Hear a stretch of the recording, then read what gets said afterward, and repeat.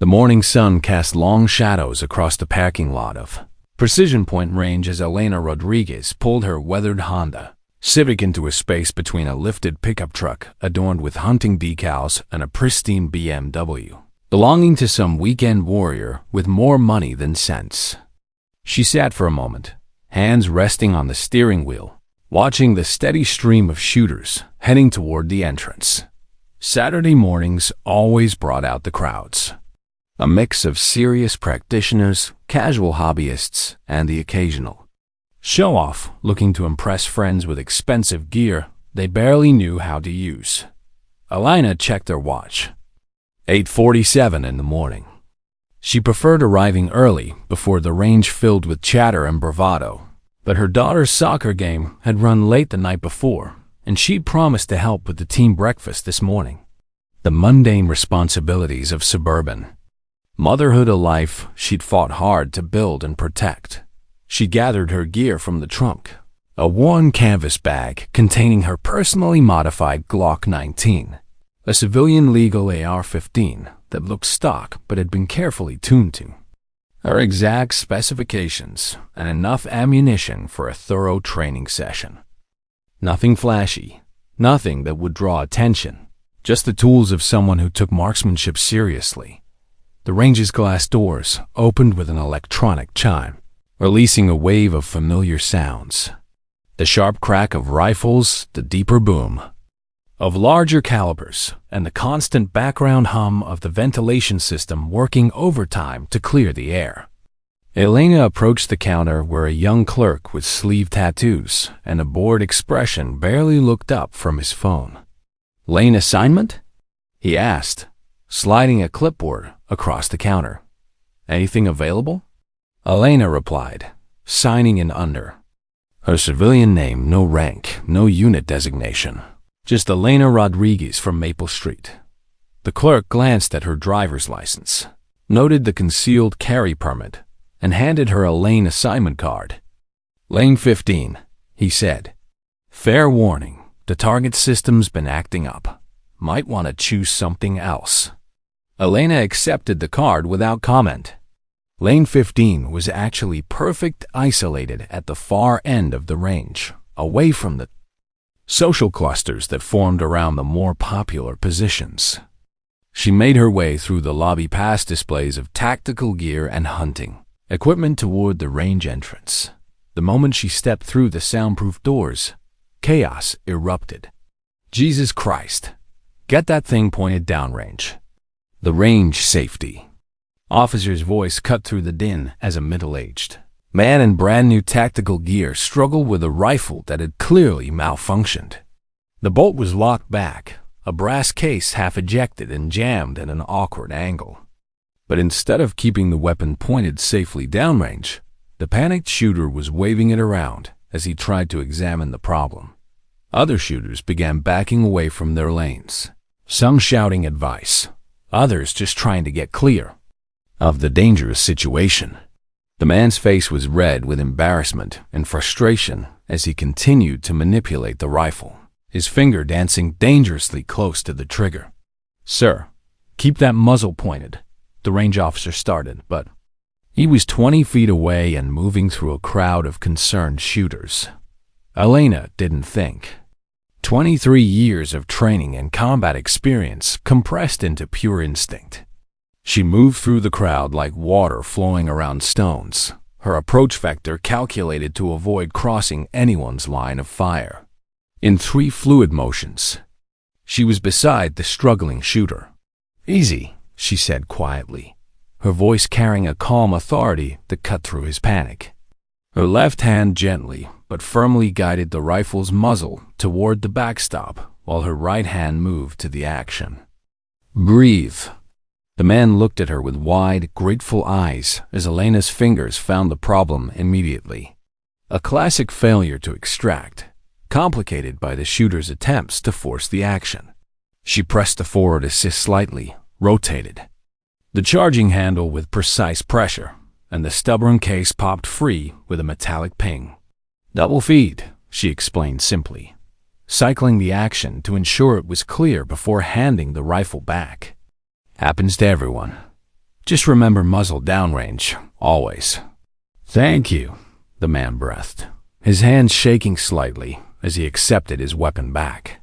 "I don't know what I would have done if," but Elena was already moving away, her gear bag slung over her shoulder as she headed toward lane 15. The range officer caught her eye and nodded his appreciation, but she simply returned a brief smile and continued on her way.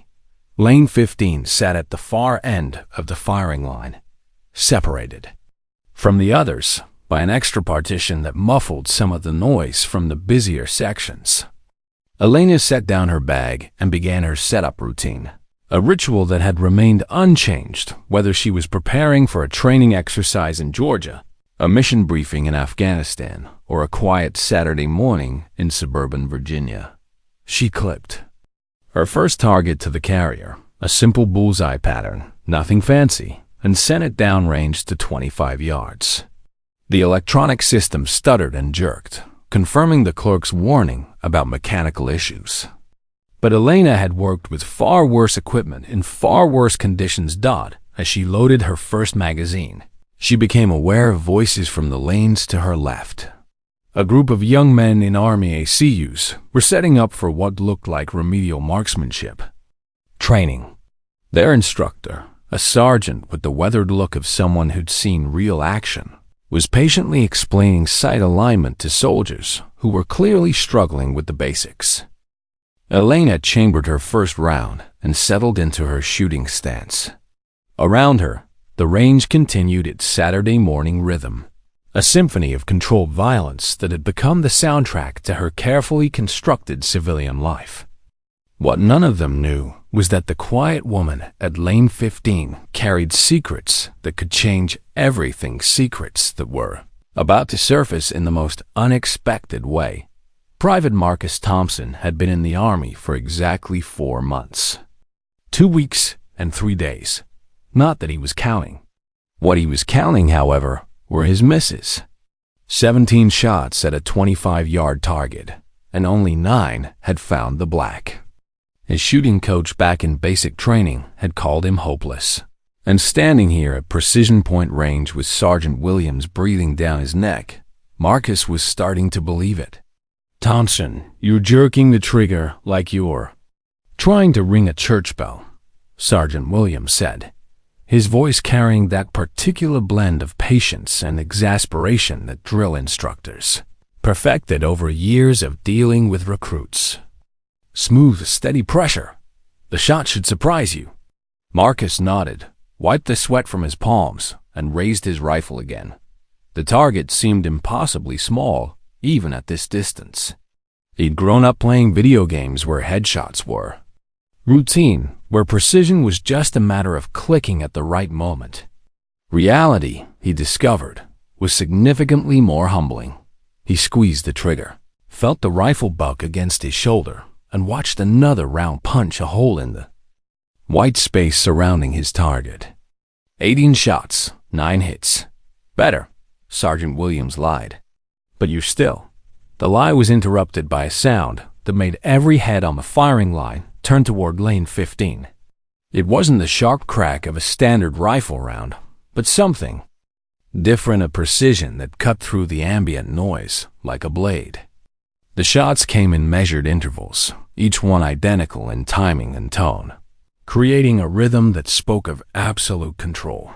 Marcus glanced toward the source and saw the woman from earlier, the one who'd handled the malfunction with such casual expertise. She was shooting at the 100-yard line now, but something about her stance, her movements, caught his attention. There was no wasted motion, no adjustment between shots. She fired. The target snapped back. She fired again. "Eyes on your own target, Thompson," Sergeant Williams said. The Marcus noticed that even the sergeant was stealing glances toward lane 15. The woman, Elena. He'd heard someone call her, finished her string, and lowered her rifle. Marcus expected her to check her target, maybe make some adjustments. Instead, she calmly walked to the range control panel and began extending her target carrier. Not to 200 yards, which would have been impressive enough for a civilian shooter, Not even to 250 yards. She sent her target all the way to 300 yards, the maximum distance the range allowed. "Holy shit," whispered Private Rodriguez from the lane next to Marcus. "What's she doing?" Marcus raised his binoculars, the same ones he used for land navigation exercises, and focused on the 300-yard line. What he saw made his breath catch in his throat. The woman wasn't setting up a standard bullseye target. Instead, she was looking at the damaged targets that hung from chains at various points along the backstop targets that had been shot to. Pieces over weeks of use and were scheduled for replacement. The chains holding these targets were maybe half an inch thick, designed to be sturdy enough to support the weight of multiple target frames. They swayed slightly in the air conditioning current, creating an almost imperceptible movement that would make them nearly impossible to hit. Consistently, Elena returned to her firing position, but instead of using the bench rest like every other long-distance shooter, she assumed a standing position. No support, no stabilization, just her, the rifle, and 300 yards of empty air between her, and targets that most marksmen couldn't hit with a scope and a solid rest. She raised her rifle. Marcus could see now that it was just a standard .15, nothing exotic, and fired. The sound of the chain breaking was audible even over the ambient noise of the range. A damaged target fluttered to the ground like a wounded bird. Did she just? Rodriguez started. Elena had already transitioned to her next target. Another shot. Another chain severed. Another target falling. Marcus found himself counting involuntarily. 3 chains. 4. 5. Each shot came with mechanical precision. The same interval between each one, as if she were operating on some internal metronome that never varied. The range had begun to quiet around them. Other shooters were lowering their weapons, turning to watch the impossible display unfolding at lane 15. Even the range safety officers had stopped their conversations, binoculars raised, trying to confirm what they were seeing. 6 chains. 7. 8. "Sergeant," Marcus whispered, his voice barely audible over the ventilation system. "I see it, Thompson." 9 chains. 10. The woman's breathing never seemed to change. Her stance remained rock solid, as if she were rooted to the concrete floor. There was no visible effort, no strain. She might have been shooting at paper plates at 10 yards, for all the difficulty she seemed to be experiencing. 11 chains. Marcus lowered his binoculars and looked at his sergeant. Williams was a combat veteran, had served 3 tours in Afghanistan, had seen some of the best military marksmen in the world. The expression on his face was one Marcus had never seen before, a mixture of awe and something that might have been recognition. 12 chains. Elena lowered her rifle and began the process of making it safe, her movements as methodical as everything else she'd done. Around the range, silence stretched for several heartbeats before conversation slowly resumed, though every discussion seemed to center on what they'd just witnessed. "Sergeant," Marcus said again, his voice stronger now, "I need to tell you something." Williams turned to him, and Marcus could see that his instructor was still processing what he'd seen. "What is it, Thompson?" Marcus glanced around, making sure the other recruits weren't listening, then leaned closer to his sergeant. His heart was pounding, not from the excitement of witnessing incredible marksmanship, but from the growing certainty of what that marksmanship represented. "Sir," he whispered, his voice urgent with the weight of recognition, "I think that's Ghost Recon." The words hung in the air between them like a live grenade. Sergeant Williams' expression shifted from confusion to sharp attention, his eyes immediately snapping back toward lane 15, where Elena was calmly packing her rifle case. "Son," Williams said slowly, "that's a very serious thing to say." But even as he spoke the words, Marcus could see that his sergeant was already beginning to believe. The pieces were falling into place. The impossible marksmanship, the tactical awareness, The way she'd handled the malfunction with the casual expertise of someone who dealt with similar situations under far more dangerous circumstances. Marcus watched as Elena finished securing her equipment, every movement precise and purposeful. She moved like someone who'd learned to trust her life to her gear, who'd operated in places where a mechanical failure could mean the difference between coming home and not coming home. "What makes you think that?" Williams asked quietly. "The shooting pattern, Sergeant. It wasn't random. She shot them in a specific sequence, left to right, then right to left, then center out. That's a tactical clearing pattern. And the timing between shots, exactly 2.3 seconds. That's the standard engagement interval for multiple target neutralization in close quarters." Williams felt a chill run down his spine. The kid was right, and the implications were staggering. If Elena really was what Marcus suspected, then they'd just witnessed a demonstration of skills that belonged in the most classified corners of the military. Skills that weren't supposed to exist in suburban Virginia on a quiet Saturday morning. But as Williams watched Elena gather her gear with the same quiet efficiency she'd shown all day, he found himself believing the impossible. Sometimes legends walked among ordinary people, hiding in plain sight, carrying secrets that could change everything. The question was, what were they going to do about it? Sergeant First Class David Williams had seen enough combat to know the difference between good shooting and something else entirely. In Kandahar, he'd watched Delta Force operators put rounds through windows at distances that defied belief. In Mosul, he'd seen Navy SEALs make shots that seemed to bend the laws of physics. But what he'd just witnessed at Lane 15 belonged in a different category altogether. A level of precision that existed in classified briefings and whispered stories told in secure facilities. "Thompson," he said quietly, never taking his eyes off the woman who was now methodically cleaning her rifle with the same mechanical precision she'd shown while shooting. "What makes you think that?" Private Thompson shifted nervously, glancing around to ensure their conversation remained private.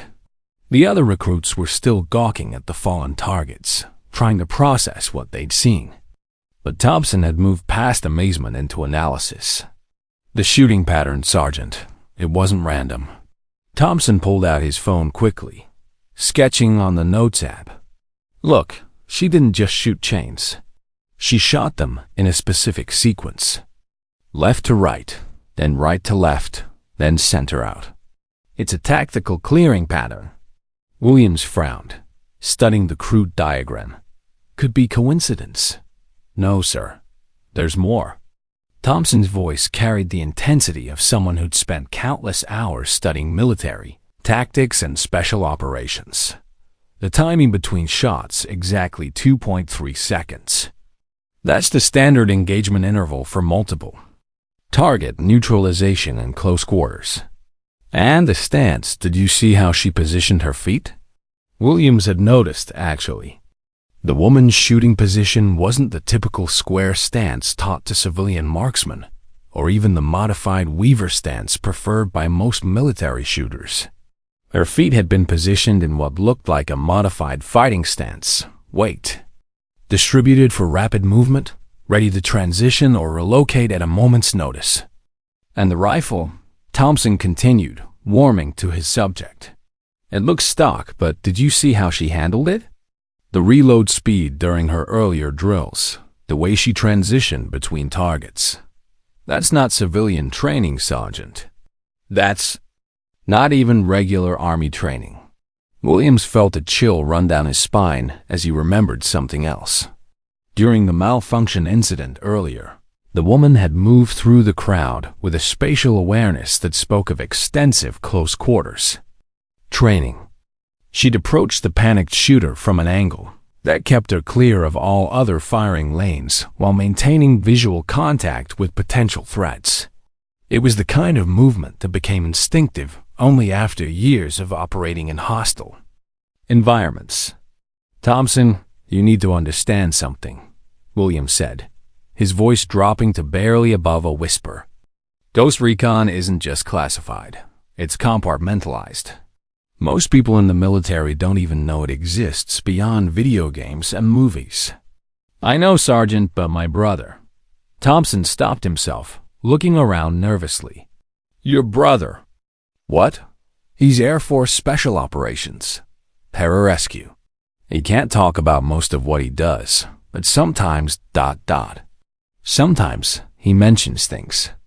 Training exercises with other units, joint operations where they work with people who don't wear name tags or unit patches. He told me once that there are operators out there who are so far beyond normal special forces that they might as well be from another planet. Williams studied the young private. Thompson was book smart, had scored high on every written exam, but had struggled with the practical aspects of soldiering. The kind of kid who knew more about military history and tactics than some officers but couldn't hit a target to save his life. But he was also the kind of kid who noticed details that others missed. Even if you're right, Williams said slowly, what makes you think it's her specifically? Thompson pointed toward lane 15, where Elena was now examining her rifle's action, with the methodical attention of someone performing a detailed inspection. Watch how she handles the weapon, Sergeant. Every movement is purposeful.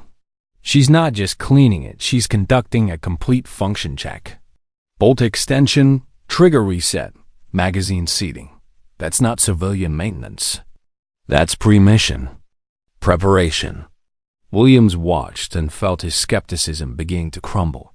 The woman's movements were indeed those of someone who had learned to trust her life to her equipment. Every action was deliberate, practiced, automatic. She handled the rifle like it was an extension of her body, with the kind of familiarity that came only from years of constant use in high-stress situations. There's something else, Thompson said, his voice barely audible now. The way she solved that malfunction earlier. I've been reading about different military units, their training protocols. That wasn't just good gun handling. That was combat-tested problem-solving. She didn't hesitate, didn't think about it. She just acted. Williams nodded slowly. He'd seen that kind of instant response before, but only in operators who'd been in enough firefights to develop that level of muscle memory. The ability to solve complex mechanical problems under stress while maintaining perfect safety discipline wasn't something you learned at civilian shooting schools. And the target she chose, Thompson continued, pulling up something on his phone. I looked it up. Shooting chains at distance. It's a training exercise used by some special operations units to practice precision shooting in urban environments. Simulates taking out surveillance equipment, cutting restraints, disabling equipment, without causing collateral damage. Williams felt his mouth go dry. He'd heard rumors of such training, whispered stories from other NCOs who'd worked with special operations units. The kind of precision shooting that went beyond simple marksmanship into the realm of surgical violence. Thompson, he said finally, if you're right, and I'm not saying you are, but if you're right, what do you think we should do about it? The private looked toward lane 15, where Elena was now packing her equipment with the same quiet efficiency she'd shown all morning. I don't know, Sergeant, but those recruits over there, he gestured toward their struggling soldiers. They're going to deploy in 6 months. Some of them might not come back if they can't shoot better than they are now. Williams followed. Thompson's gaze to their group of recruits, still fumbling with basic marksmanship principles, still struggling with fundamentals that could mean the difference between life and death in a combat zone. Then he looked back at the woman who had just demonstrated a level of skill that belonged in legend. You think she might help? He asked. I think, Thompson said quietly, that someone like that didn't end up at a civilian range on a Saturday morning by accident. Maybe she's here for the same reason we are to practice, but maybe she remembers what it was like to be where we are now. Williams made his decision. It was probably stupid, possibly dangerous, and definitely outside normal protocol. But if there was even a chance that Thompson was right, if there was even a possibility that the quiet woman at lane 15 could help his soldiers become better warriors, then he had to try. "Stay here," he told Thompson. "Keep the others focused on their shooting. I'm going to have a conversation." As he walked toward lane 15, Williams felt his heart rate increase. If Thompson was wrong, he was about to embarrass himself in front of a civilian. But if Thompson was right, he was about to approach one of the most dangerous people in the world and ask for a favor. Either way, he was about to find out just how good his instincts really were. Sergeant Williams had approached enemy positions under fire, had walked point through IED-infested roads in Helmand Province, and had once talked a suicidal soldier down from a rooftop in Baghdad. But the 30-foot walk to lane 15 felt longer and more nerve-wracking than any of those experiences combined. Elena Rodriguez was field-stripping her of 15 with movements so fluid they seemed choreographed. Each component was removed, inspected, and set down in a precise pattern that spoke of thousands of repetitions. She didn't look up as Williams approached, but he noticed her posture shift almost imperceptibly, a subtle straightening that suggested she was fully aware of his presence and had already assessed him as either threat or non-threat. "Ma'am," Williams said, stopping at what he judged to be a respectful distance. "Mind if I interrupt for a moment?" Elena's hands never paused in their work, but her eyes flicked up to meet his. The assessment was quick but thorough. Rank insignia, unit patches, deployment ribbons, the small details that told a story to someone who knew how to read them. Williams felt like he was being scanned by some kind of human radar system. "Sergeant Williams," she said, reading his name tape. "What can I do for you?" Her voice was pleasant, conversational, but Williams caught something underneath, a careful neutrality that suggested she was used to being approached by people who wanted something from her. He also noticed that she'd identified his rank immediately, despite the fact that his CUs bore a standard digital pattern that could make rank insignia difficult to read at a distance. "I couldn't help but notice your shooting," Williams said, choosing his words carefully. "That was some impressive marksmanship." Elena's hands continued their methodical cleaning routine. "Thank you. I enjoy target shooting." The response was polite but deflective, the kind of answer designed to end a conversation rather than encourage it. Williams pressed on, knowing he was walking into potentially dangerous territory. "I'm here with some recruits," he said, gesturing toward his group. "Young soldiers who are struggling with basic marksmanship. I was wondering if you might have any advice for them." For the first time, Elena's hands paused in their work. She looked past Williams toward the group of young soldiers, and he saw something shift in her expression. It was subtle, a softening around the eyes, a slight relaxation of the careful mask she'd been wearing. "What kind of problems are they having?" she asked. Williams felt a spark of hope. She hadn't dismissed him outright, hadn't given him another polite deflection. The usual flinching, jerking the trigger, inconsistent sight picture. "Basic stuff, but they're deploying in 6 months, and I'm worried they're not going to be ready." Elena set down the bolt carrier group she'd been inspecting and really looked at the recruits for the first time. Williams followed her gaze and saw his soldiers through her eyes, young, eager, but clearly struggling with fundamentals that should have been second nature by now. "How long have they been training?" she asked. 4 months out of basic, 2 months of advanced individual training. They can qualify on the range when everything's perfect controlled conditions, no stress, plenty of time. But put them under pressure ... double quotes. Williams shrugged. "It falls apart." Elena nodded slowly, and Williams caught a flicker of something that might have been recognition. "Stress changes everything," she said quietly.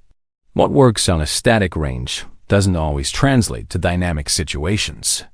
The way she said it, with the weight of experience behind it, confirmed William's growing suspicion that Thompson had been right. This wasn't theoretical knowledge. This was hard-earned wisdom from someone who had been in situations where marksmanship meant survival. "Ma'am," William said, taking a calculated risk, "I get the feeling you might have some experience with that kind of training."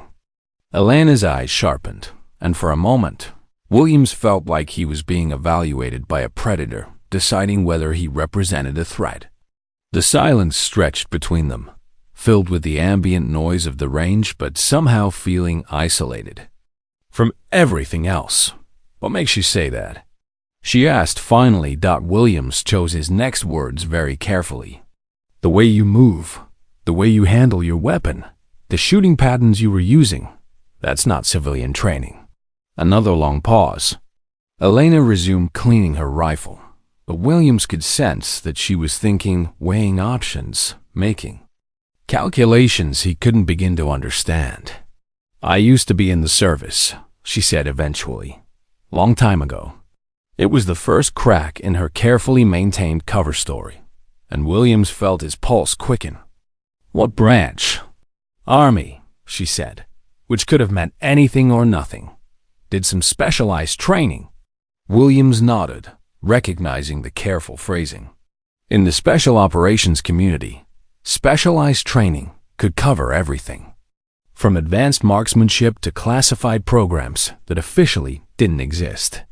"Look," he said, deciding to be direct, "I don't know what your background is, and I'm not asking you to tell me. But those kids over there, they're good soldiers. They want to serve, they want to protect people, but they're not ready. Not for what they're gonna face." Elena looked at the recruits again, and Williams saw something in her expression that gave him hope. It was the look of someone remembering what it felt like to be young and undertrained and scared. "What exactly are you asking me to do?" she said. "Just talk to them. Maybe show them a few things. Nothing formal, nothing official. Just one soldier helping another." Elena was quiet for a long moment, her hands working automatically as she reassembled her rifle.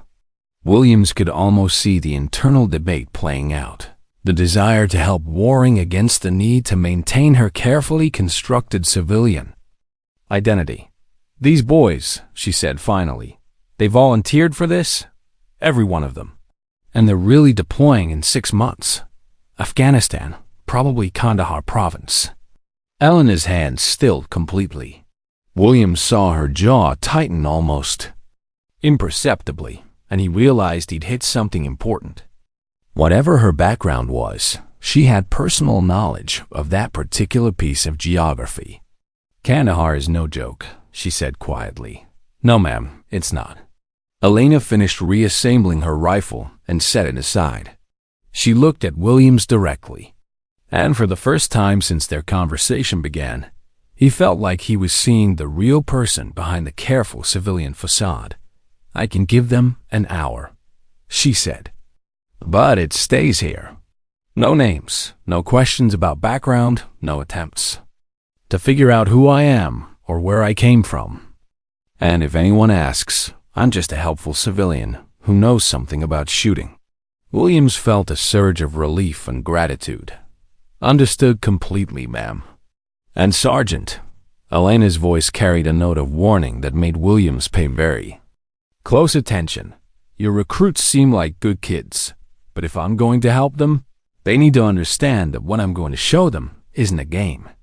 This isn't about impressing people at the range or looking cool in uniform. This is about staying alive and bringing their friends home." Williams nodded solemnly. "They'll understand." Elena stood up, and Williams was struck again by the way she moved, economical, purposeful, ready. "Give me 5 minutes to set up, then bring them over to the tactical bay." As Williams walked back toward his recruits, he felt a mixture of excitement and apprehension. He was about to give his soldiers access to training that most people in the military would never see. But he also had the distinct feeling that he'd just opened a door that couldn't be closed again. Whatever happened in the next hour? His recruits were about to learn what real marksmanship looked like. The tactical bay at precision point range was designed for advanced training scenarios, multiple target positions, movable barriers, and lighting that could simulate everything, from broad daylight to near total darkness. Elena had transformed the space in the 5 minutes Williams had given her, repositioning targets and barriers in a configuration that looked deceptively simple but spoke to someone who understood the geometry of violence. "Gather around," Williams told his recruits as they entered the bay. "This lady has agreed to share some knowledge with us. You will listen, you will learn, and you will show the proper respect." The 6 young soldiers formed a loose semicircle around Elena, their expressions ranging from curious to skeptical. Private Thompson looked like he might vibrate out of his skin with excitement, while Private Rodriguez seemed more interested in checking his phone than paying attention. Elena studied each face for a moment, and Williams watched her make the same kind of rapid assessment she'd given him earlier. When she spoke, her voice carried a quiet authority that immediately commanded attention. "Before we start," she said, "I need you to understand something. What I'm going to show you isn't about becoming a better shooter so you can impress your friends or win competitions. This is about survival, yours, and the people counting on you to bring them home." Rodriguez looked up from his phone, suddenly more interested. "How many of you have been in a real fight?" Elena asked. "Not training, not exercises. A real fight where someone was actually trying to hurt you." The recruits exchanged glances. A few hands went up tentatively. "I don't mean a bar fight or high school drama," Elena clarified. "I mean someone with a weapon who wanted you dead." All the hands went down. Elena nodded. "That's what I thought. And that's the problem with most marksmanship training. You learn to shoot at paper targets that don't shoot back, under perfect conditions that don't exist in the real world." She moved to the first target position, a standard silhouette at 15 yards. "Private Thompson, right? Show me your best shot." Thompson stepped forward eagerly, raised his rifle, and took careful aim. His shot punched a neat hole in the target's center mass. Not perfect, but respectable. "Good," Elena said. "Now do it." Again, but this time, I want you to imagine the target just killed your best friend. And in 3 seconds, it's going to kill you too. Thompson's second shot went wide, missing the target entirely. "That," Elena said, "is the difference between range shooting and combat shooting. Stress changes everything. Your heart rate spikes, your fine motor control degrades, your vision narrows. All that careful sight alignment you practiced goes out the window." She moved to Thompson's position and raised her own rifle. "The key isn't to eliminate stress, it's to function through it." What happened next redefined everything the recruits thought they knew about marksmanship. Elena didn't take careful aim like they'd been taught. Instead, she brought the rifle up in one fluid motion, her eyes never leaving the target, and fired. The shot hit dead center. "Point shooting," she explained. "Your body knows where the rifle is pointing if you train it properly. You don't need perfect sight alignment if you understand the relationship between your body, your weapon, and your target." She demonstrated again, this time engaging multiple targets in rapid succession. Each shot was fired almost as soon as the rifle reached her shoulder, but every round found its mark. "Holy shit," Rodriguez whispered, then immediately looked embarrassed. "Sorry, ma'am." Elena smiled slightly. "I've heard worse. Now, who wants to learn how to do that?" For the next 40 minutes, Elena deconstructed everything the recruits thought they knew about shooting and rebuilt it from the ground up. She taught them about natural point of aim, about using their body's kinesthetic sense instead of relying purely on visual alignment. She showed them how to engage multiple targets under time pressure, how to shoot while moving, how to make rapid decisions. About threat priority, but it was the stories that truly captivated them. I once had to engage 3 targets in a building in. She paused, catching herself before naming a location. In a place where buildings are made of mud brick and the lighting is terrible. First target was 15 meters. Second was 30. Third was back to 10. I had maybe 4 seconds before they figured out where I was shooting from. She demonstrated the engagement sequence, her movements flowing like water as she transitioned between targets. The key was understanding that I didn't need to make perfect shots. I needed to make effective shots, fast enough to stay alive. Private Martinez, no relation, despite the shared name, raised her hand tentatively. "Ma'am, how do you stay calm when people are shooting at you?" Elena paused, and for a moment, her carefully maintained composure slipped. The recruits saw something in her eyes that spoke of experiences that had tested her in ways they couldn't. "Imagine. You don't stay calm," she said quietly. "Calm is a luxury you can't afford when lives are on the line. What you learn is to function through fear, to use adrenaline instead of being controlled by it. Fear keeps you alive if you know how to channel it." She moved to a more complex target array. "Let me show you something. This is a scenario I faced in." Another pause, another careful edit of classified information. "In a situation where I had to distinguish between combatants and civilians in low-light conditions." What followed was a demonstration of precision shooting that belonged in the realm of legend. Elena engaged targets that were partially concealed behind barriers representing civilians, making split-second decisions about what constituted a valid target and what didn't. Her accuracy was surgical, her decision-making instantaneous. "The hardest part," she said as she finished the sequence, "isn't the shooting. It's living with the decisions you make. Every trigger pull has consequences that extend far beyond the target." The recruits were silent, absorbing not just the technical instruction but the weight of responsibility that came with it. "Ma'am," Thompson said finally, "can I ask you something?" Elena nodded. "How many?" he started, then stopped, seeming to realize the question was inappropriate. "How many what, Private? How many times have you had to do this for real?" Elena was quiet for a long moment, her hands automatically checking her rifle's safety, even though she'd already cleared it twice. "Enough times to know that every person you save makes it worthwhile," she said finally, "and enough times to know that the training you do here right now might be the difference between coming home and not coming home." She looked at each recruit individually. "You're going to face situations where there are no perfect answers, where every choice has a cost. The best you can do is be prepared, trust your training, and remember that you're not just fighting for yourself. You're fighting for the person next to you." As the session wound down, Elena began packing her equipment with the same methodical precision she'd shown all day. The recruits watched in respectful silence, understanding that they'd been given access to knowledge that most soldiers would never receive.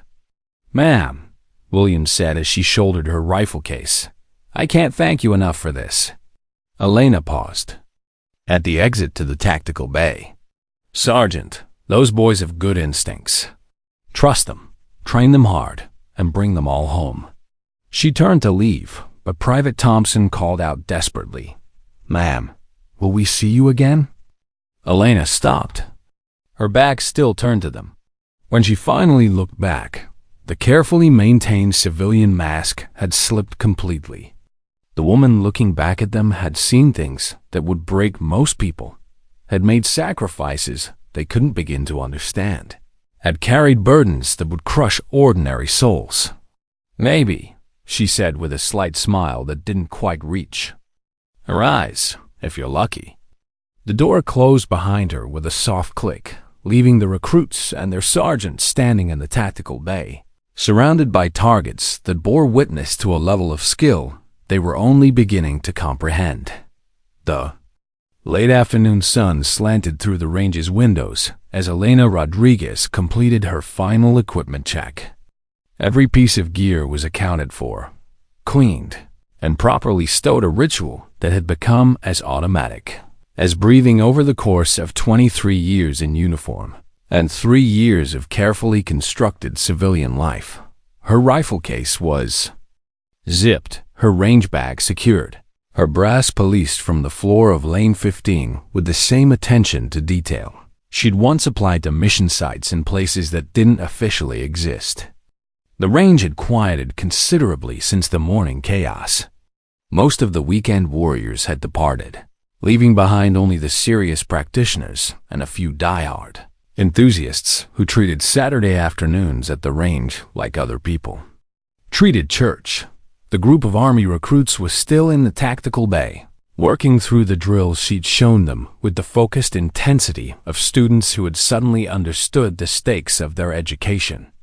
Elena shouldered her gear and walked toward the exit, her footsteps silent on the concrete floor despite the weight of her equipment. She'd learned long ago how to move without drawing attention, how to exist in spaces without leaving an impression. It was a skill that had kept her alive in hostile territory and now helped her maintain the carefully constructed anonymity of suburban motherhood. "Ma'am."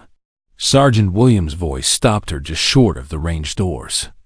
She turned to find him approaching with the measured pace of someone who had something important to say, but wasn't sure how to say it. "Sergeant," she acknowledged, noting that his expression carried a mixture of gratitude and curiosity that she'd seen before in the faces of people who suspected they'd encountered something beyond their normal experience. "I wanted to thank you again," Williams said, stopping at a respectful distance. "What you did for those kids today, that wasn't just instruction. That was something else entirely." Elena adjusted the strap of her rifle case, a small gesture that bought her time to consider her response. "They're good soldiers, Sergeant.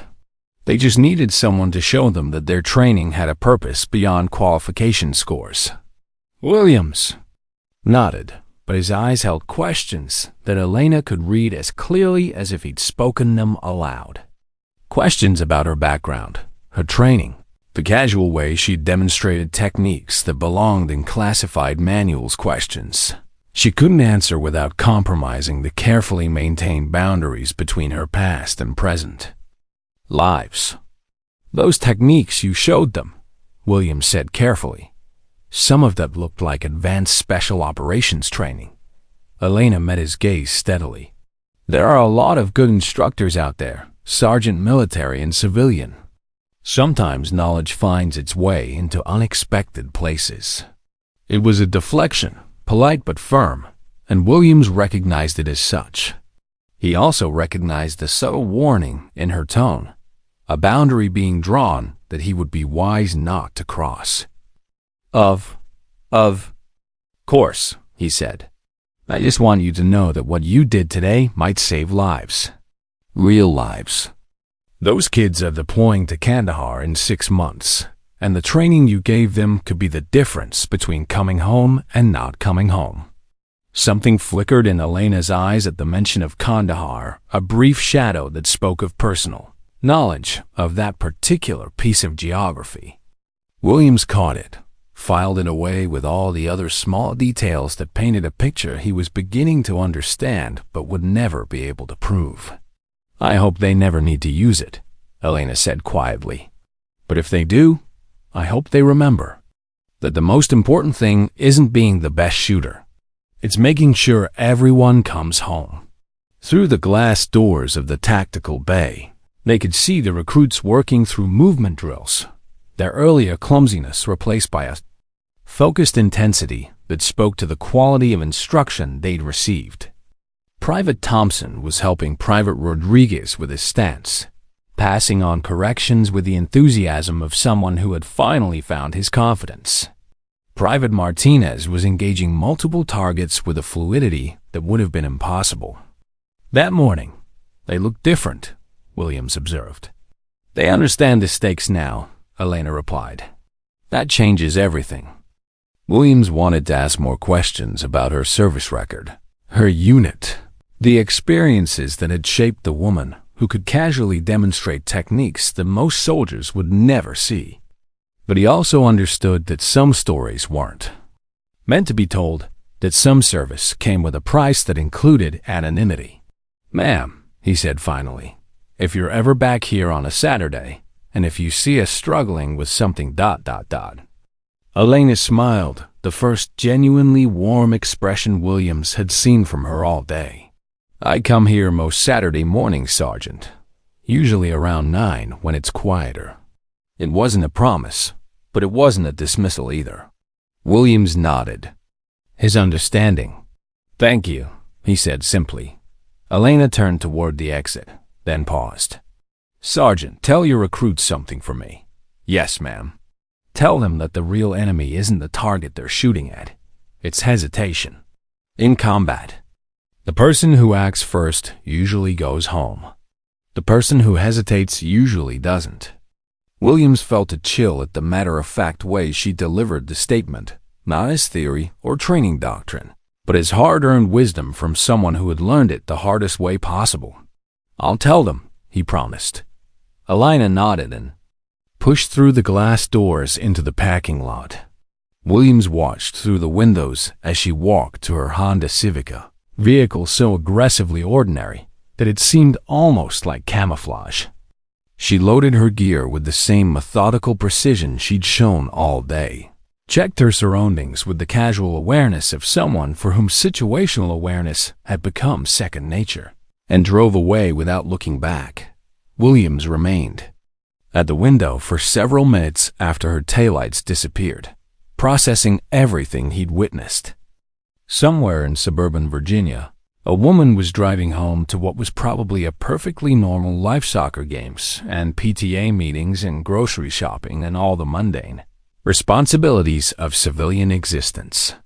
But that same woman had just demonstrated a level of skill and knowledge that belonged in the shadows of classified operations and whispered legends. "Sergeant?" Williams turned to find Private Thompson approaching, his face flushed with excitement and exertion from the training session.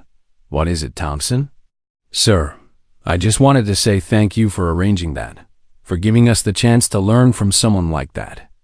Williams looked back toward the parking lot, where ordinary cars carried ordinary people home to ordinary lives.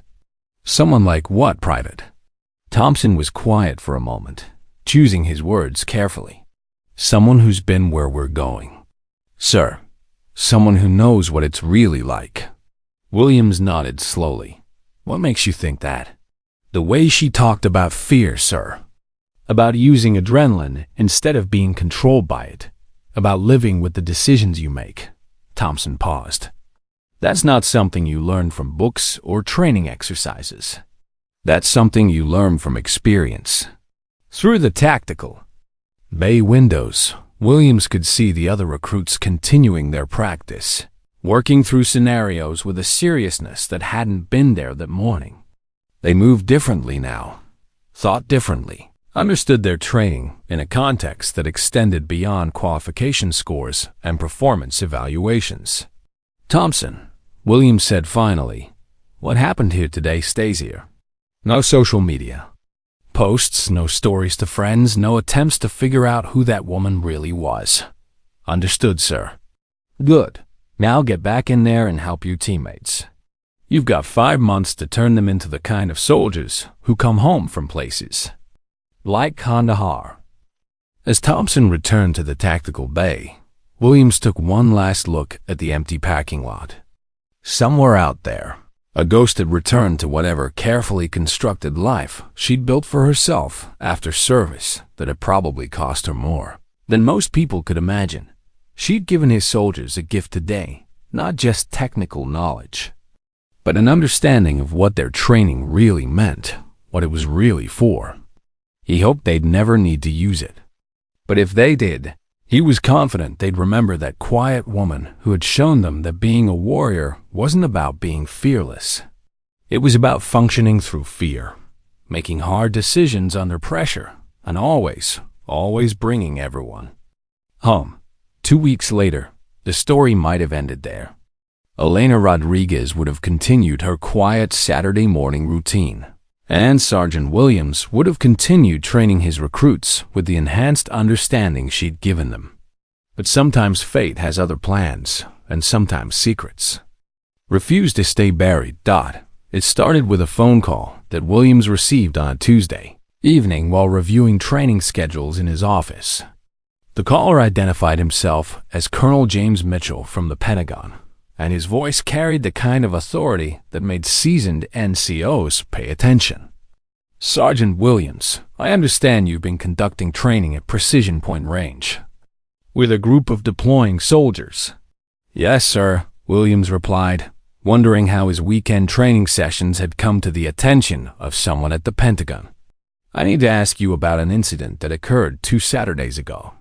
My sources indicate that your recruits received some unofficial instruction from a civilian." Williams felt his stomach drop. Someone had been watching, had been paying attention to things that were supposed to remain unnoticed. "Sir, I'm not sure what you're referring to, Sergeant, Colonel." Mitchell's voice cut through his deflection like a blade. "Let me be very clear. I'm not calling to reprimand you. I'm calling because I need to know exactly what happened. And I need to know if the woman who helped your soldiers was who I think she was." The line went quiet for a moment as Williams processed the implications. "Sir, may I ask why the Pentagon is interested in a civilian shooting instructor?" "Because, Sergeant, if my suspicions are correct, that civilian isn't exactly civilian anymore, but she used to be one of ours. One of our very best, actually, before she disappeared into a life we helped her build to keep her safe." Williams felt the pieces clicking into place. The impossible marksmanship, the tactical awareness, the way Elena had moved and spoken with the authority of someone who'd been places that didn't exist on maps. "Her name is Elena Rodriguez," Williams said carefully. "She lives on Maple Street, has a daughter who plays soccer, drives a Honda Civic." "Rebecca Martinez," Colonel Mitchell corrected quietly. "At least, that was her name when she worked for U.S. The Honda Civic is good tradecraft, completely forgettable. And the daughter playing soccer is exactly the kind of normal life we hoped she'd be able to build." "Sir, what exactly did she do for us?" There was a long pause before Colonel Mitchell answered. "Sergeant, what I'm about to tell you is classified, at levels that require security clearances you don't have. But given the circumstances, and given what your soldiers are about to face, I think you need to understand who helped them." Williams found himself holding his breath. Rebecca Martinez was part of a program that officially doesn't exist. We called it Ghost Recon in some circles, though that was more of a code name than an official designation. She was one of 12 operators selected from across all branches of Special Operations. Delta, SEALs, Rangers, Force Recon, the best of the best. What was their mission, sir? Deep penetration reconnaissance in denied areas. Surgical strikes against high-value targets. The kind of operations that, if they went wrong, would be disavowed by everyone up to and including the president. They operated alone or in pairs, with no support, no backup, and no official existence. Williams thought about the woman who taught his recruits to function through fear, who demonstrated shooting techniques that belonged in legend. What happened to the program? Officially? It was disbanded 5 years ago after a mission in Syria went sideways. 3 operators were killed, including Rebecca's partner. Unofficially, the remaining operators were given new identities and civilian lives as a reward for service that couldn't be acknowledged. But she's still active, isn't she? Williams asked, thinking about the way Elena had moved, the immediate assessment of threats, the readiness that never seemed to leave her. "We hope she wasn't," Colonel Mitchell said quietly. "We hoped she'd be able to put that life behind her completely. But old habits die hard, and skills like hers don't just disappear. The fact that she helped your soldiers suggests that part of her is still very much operational." "Sir," Why are you telling me this? Because, Sergeant, your recruits are deploying to a very specific area of Kandahar province. An area where intelligence suggests there may be remnants of the organization that killed Rebecca's partner. If she finds out where they're going specifically, she might decide that her retirement is over. Williams felt a chill run down his spine. Are you saying she might follow them? I'm saying that Rebecca Martinez has unfinished business in that part of the world and the skills to finish it. The woman your recruits met is trying very hard to be Elena Rodriguez's suburban mother. But underneath that carefully constructed identity is someone who is trained to hunt the kind of people your soldiers are going to face. What do you want me to do, sir? Nothing, Colonel Mitchell said firmly. You do absolutely nothing. You don't contact her, you don't seek her out, and you certainly don't tell her where your soldiers are deploying. Rebecca Martinez is retired, and she needs to stay that way, for her sake and for the sake of the life she's built. But sir, if she could help, Sergeant. The colonel's voice carried a warning that made Williams pay very close attention. The last time Rebecca Martinez went operational in that region, she killed 14 enemy combatants in a single night and disappeared for 3 days. When we finally found her, she was catatonic with PTSD. The woman who helped your soldiers is healing from wounds you can't see. Don't give her a reason to reopen them. The line went quiet for a long moment as Williams absorbed the weight of what he'd been told.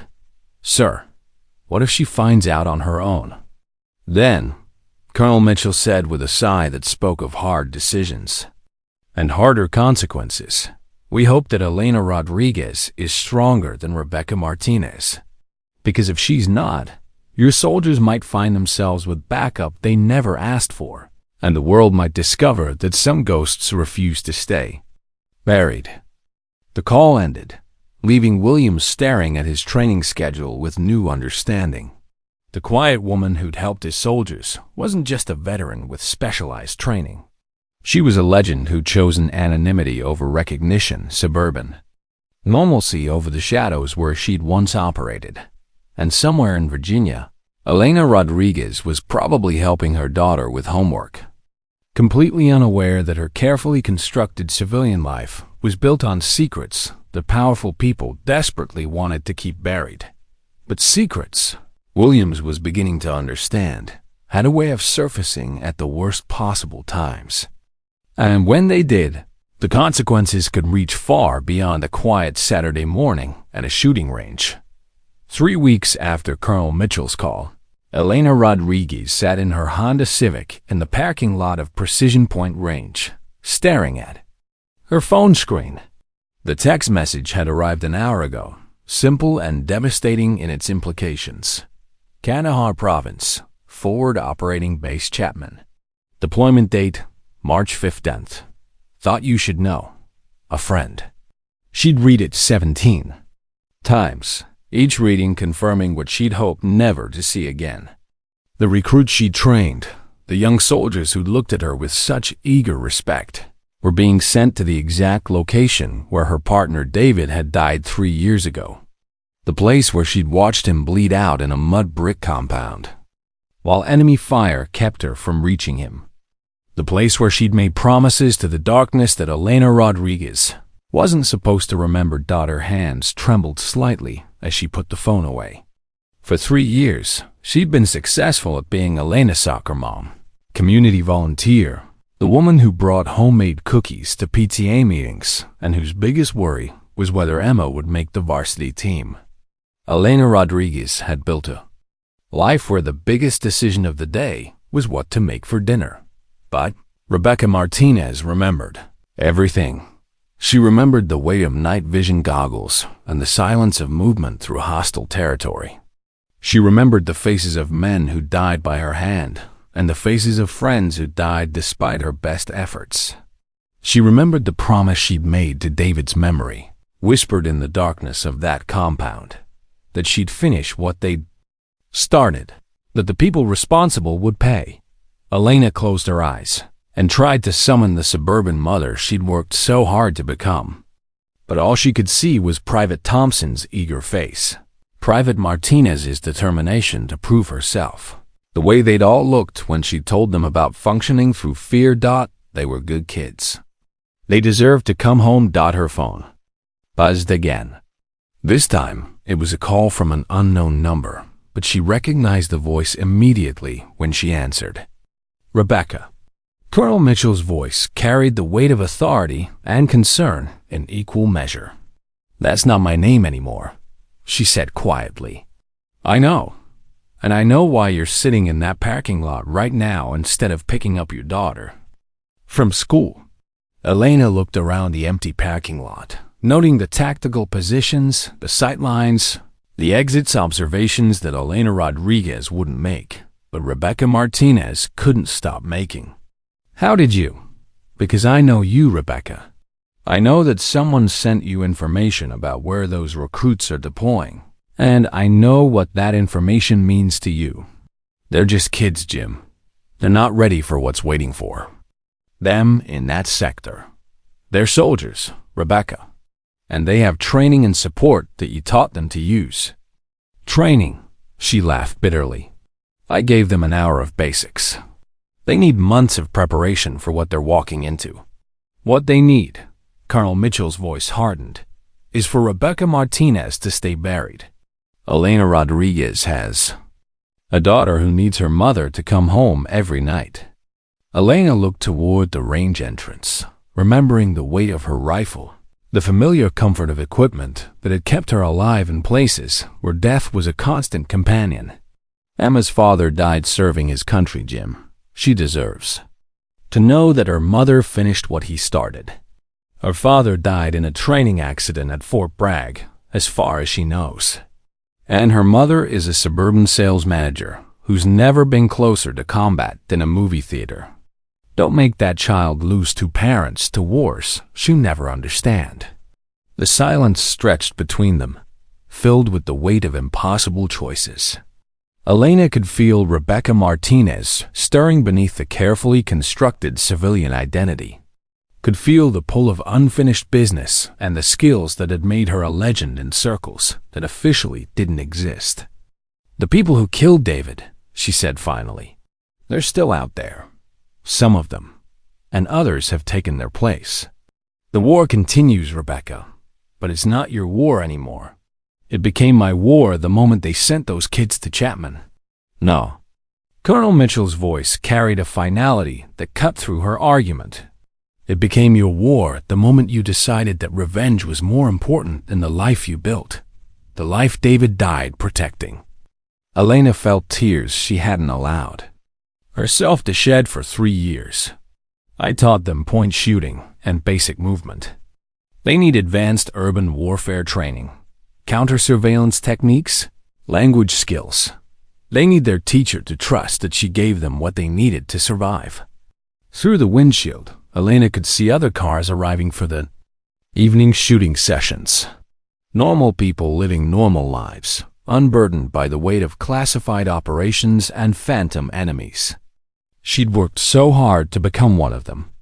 If I don't go, she whispered, and they don't come home.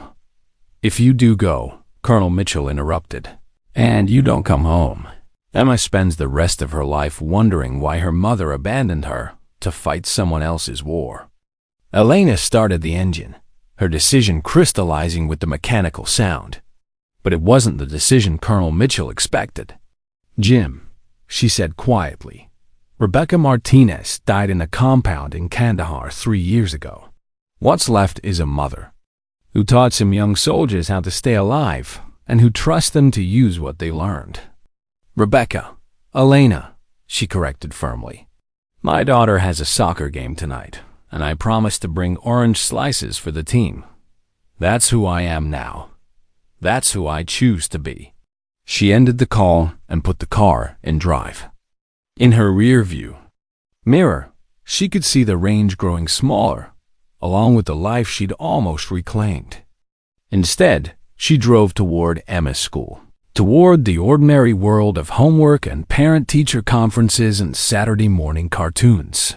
But as she drove, Elena Rodriguez made a different kind of promise not to the darkness or to the memory of fallen comrades, but to the future. She would be present for her daughter's childhood, would build something lasting and good from the ashes of Rebecca Martinez's war. And somewhere in Afghanistan, 6 young soldiers would carry her training into the darkness, armed with skills she'd given them and the knowledge that someone had believed in their ability to come home. 3 months later, she would receive a message from Sergeant Williams. All 6 returned safely. Thompson sends his thanks and says to tell you that hesitation wasn't the enemy after all, fear was. But they learned to function through it. Elena Rodriguez smiled and deleted the message. That went to help Emma with her algebra homework. Some battles were won not by picking up weapons, but by choosing to put them down. The ghost had finally found peace in the ordinary world of suburban motherhood, where the greatest victory was measured not in eliminated threats, but in the daughter's laughter and the quiet satisfaction of teaching young warriors to survive. Rebecca Martinez remained buried, and Elena Rodriguez lived on, a testament to the truth that sometimes the bravest thing a warrior can do is choose to stop fighting and start living. If you enjoyed this story, don't forget to hit the subscribe button and become a part of our Everyday Life Stories community. Where are you watching from? Drop a comment below. We love hearing from our amazing viewers around the world.